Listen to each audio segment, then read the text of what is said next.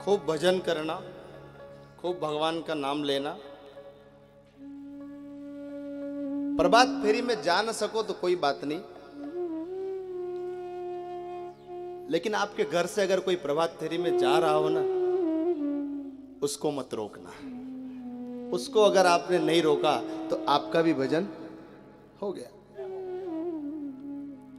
और ये कोई अवस्था और व्यवस्था की बात हो रही है, तो भजन की कोई अवस्था निर्धारित नहीं है कि भगवान किसी बड़े उम्र वाले को ही मिलते हैं इसलिए सब बड़ी उम्र वाले ही कथा में। हम तो कई बार कथा में कहते हैं कि सासुओं की सेवा करो, सासुओं की सेवा करो, तो माताएं कहती कि बाप जी आप थोड़ा लेट आए, हमारी सासू जी तो।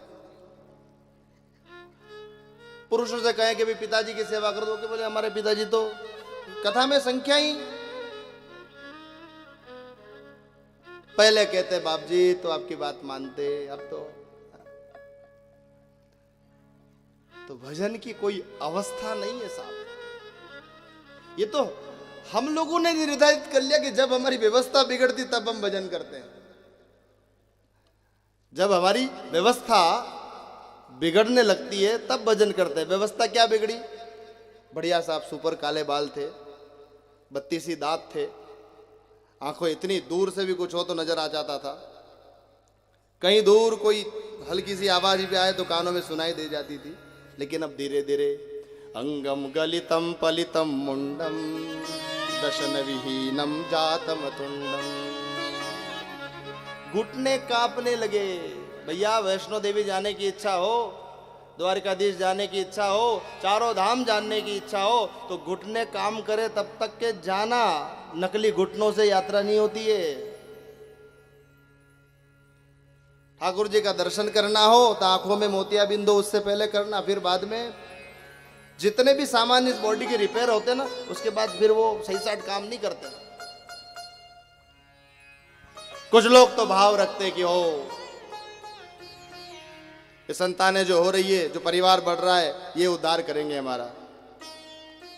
मैं तो आपसे कहूं, हमारे परम आदरणीय पूज्य स्वामी जी महाराज 108 महंत जी राजेश्वर दास जी महाराज यहाँ विराजमान है।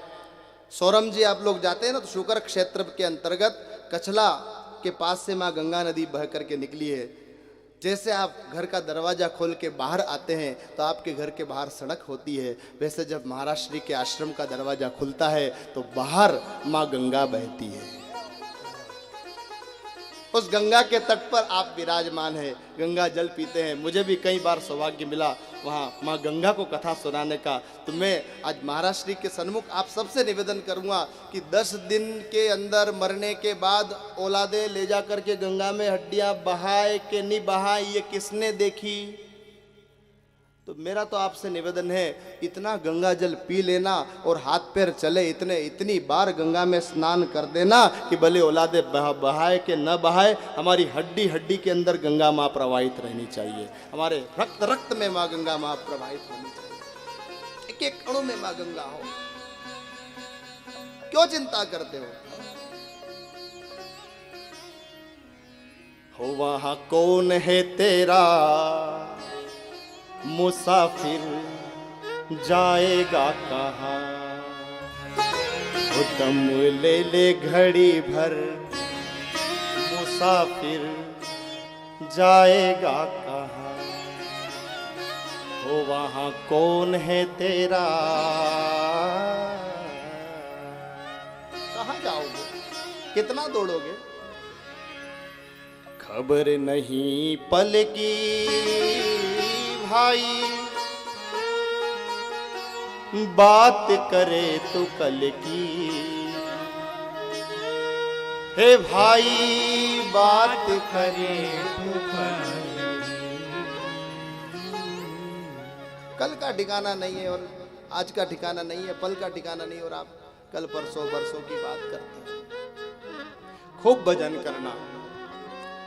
जब व्यवस्था बिगड़ती है, माँ शबरी के सुंदर से प्रसंग के माध्यम से आप जाने, आपके मन में यदि दृढ़ संकल्प हो तो परमात्मा स्वयं अपनी यात्रा को बदल के और आपके पास से होकर के निकल सकता है, आपको मार्गदर्शन। और भगवान तो है ही, सब घट मेरा साइया खाली घट नहीं कोय, बलिहारी वा घट की, जय घट पर घट हो। परमात्मा तो है, कण कण में व्याप्त है, सब जगह विराजमान है। तो जब व्यवस्था बिगड़े तब धैर्य धारण करना, हरि का भजन करना। तकलीफ सबको आई है, मां सीता को भी इतनी तकलीफ आई। राजा बनने, राजकुमारी बनने वाली थी, जंगल में पहुंच गए, वहां भी चलो ठीक था। जो कभी पलंग से मां कौशल्या की गोद में, कभी हिंडोले में बैठती थी, वो कंकड़ और पत्थर के मार्ग पर चल रही है। जिसने अयोध्या की दीवारों पर बंदर भालुओं के चित्रों को देखा, रात रात भर सोई नहीं डर के, वो आज असली में बंदर भालू को देख रही है। जिसने कभी स्वप्न में नहीं सोचा था कि तारा मंडल के नीचे जनक दुलारी, उसको सोना पड़ेगा, आज वो पत्थर का सिरहाना लगा करके सो रही है। कितनी व्यवस्था बिगड़ेगी साहब। ससुर जी का देहावसान हो गया, ये सूचना मिल गई और व्यवस्था बिगड़ी। 10-12 वर्ष उस जंगल में कष्ट भोगते भोगते भी विधाता को सुख नहीं मिला, चैन नहीं मिला। हरण करवा दिया रावण के द्वारा। और बात केवल इतनी सी थी साहब कि सोने का हिरण, उसको मार के लाओ और उसकी खाल से मैं गहने बनाऊंगी। बिगड़ी हुई व्यवस्था बिगड़ती जाती है सेठा जी। बात केवल इतनी सी थी कि सोने का हिरण है। अब साहब आप बताओ, कहीं सोना को हिरण भी सके? बोलो, ऐसे बोलो या ऐसे बोलो, सोना को हिरण भी सके? आपको मालूम है, सीता जी को मालूम नहीं थी? आपने मालूम है, सीता जी ने मालूम नहीं थी?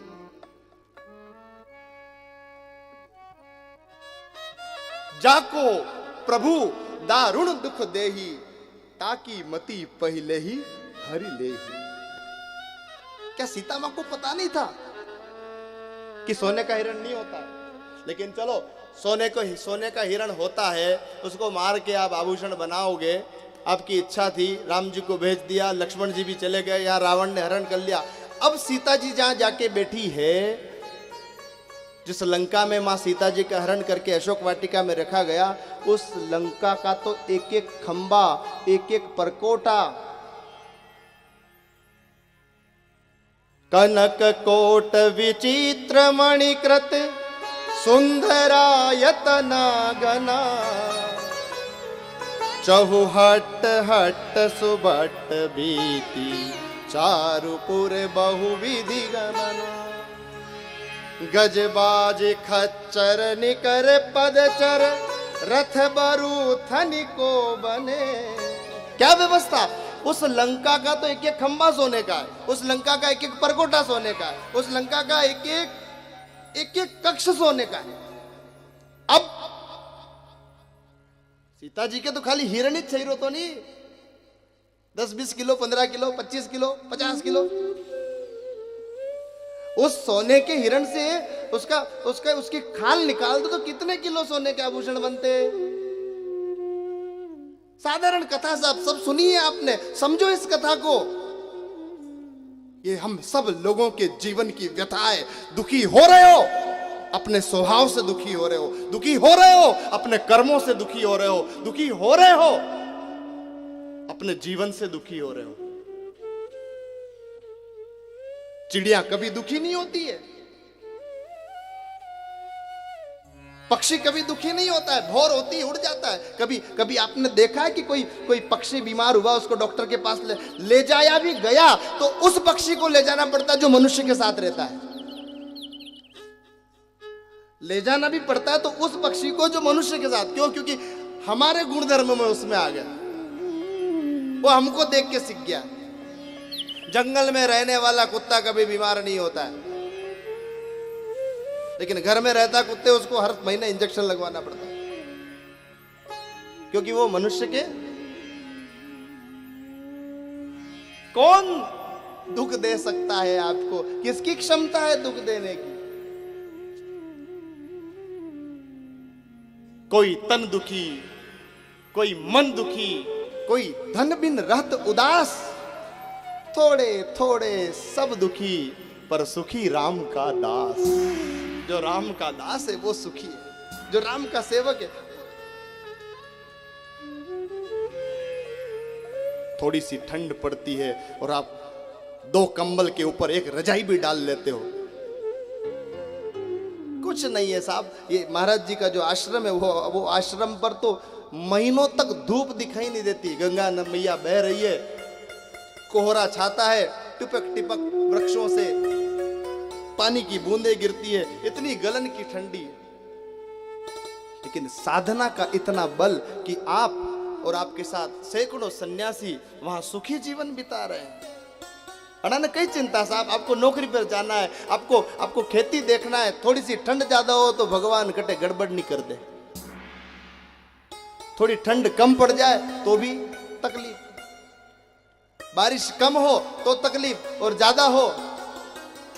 हमारे मंदसौर जिले में इस वर्ष इतनी वर्षा लोग त्राही त्राही कर रहे हैं।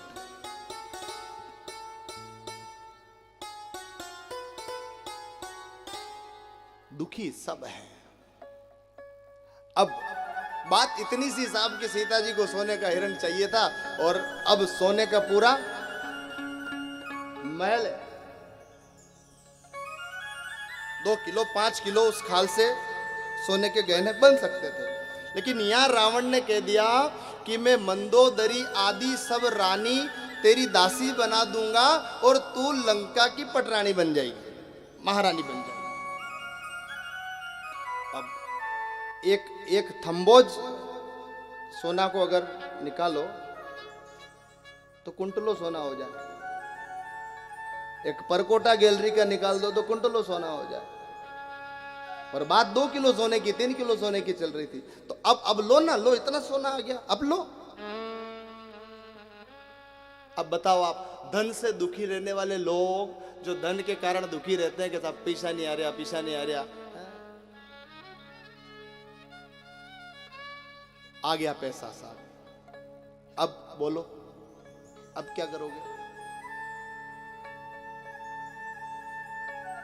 एक अवस्था ऐसी आएगी जब पैसा भी कुछ नहीं कर पाएगा। कोई ऐसा रोग लग गया, डॉक्टर को कह दो जितना पैसा लगे उतना लोगों को, लेकिन इनको ठीक करो। डॉक्टर ने कहा कि नहीं, पैसे से थोड़ी ठीक होते हैं। अब शरीर जर्जर हो गया, अब साथ नहीं दे रहा है। क्या सिकंदर के पास कम धन था? वो चाहता तो, लेकिन उसको भी जाना पड़ा और खाली हाथ। तो अब वो सोना काम नहीं आ रहा है। अब क्या चाहिए मां सीता जी को? निमिष निमिष करुणा निधि, जाहि कल्प समबीति। निमिष निमिष, एक एक क्षण मां सीता का एक एक कल्प के जैसा बीत रहा है। क्यों बीत रहा है कल्प जैसा? अरे सोने की लंका पूरी हो गई है, वो रावण कह रहा है कि तुम मालकिन हो इसकी। लेकिन ध्यान देना भाइयों बहनों, जिस दिन धन बहुत आ जाएगा उस दिन आदमी को धन नहीं चाहिए, उस दिन व्यक्ति को केवल राम चाहिए, केवल परमात्मा चाहिए। अब मां सीता को केवल राम चाहिए, केवल राम। एक गुजरात के साहित्यकार बड़ी सुंदर बात लिखते हैं, किंवदंती इसको कह सकते हैं। मानस में इसका कोई प्रमाण नहीं है, वाल्मीकि रामायण में प्रमाण नहीं है, लेकिन वहां वो साहित्यकार लिखते हैं कि मंदोदरी को रावण पर बड़ी दया आ गई, बहुत दया आई। बोले ये कितना दुखी हो रहा है, लंका का कालजयी राजा जिसने नवग्रहों को अपने अधीन किया है, देवता जिसके अधीन है, ये क्या दशा हो गई है इसकी। चंद्रहास खड्ग उठाया रावण ने मां सीता के ऊपर। मां सीता ने कहा चंद्रहास और मम परितापम रघुपति बिरह अनल संजातम। शिव जी ने चंद्रहास खड्ग ऊपर ही ले लिया। चंद्रहास खड्ग रावण को दिया था कि किसी अबला पर कभी उठाओगे ये वापस मेरे पास आ जाएगा। हनुमान जी उस अशोक वृक्ष पर बैठे थे, ऊपर ले लिया। चंद्रहास का फिर वापस नाम आया ही नहीं रामचरितमानस में।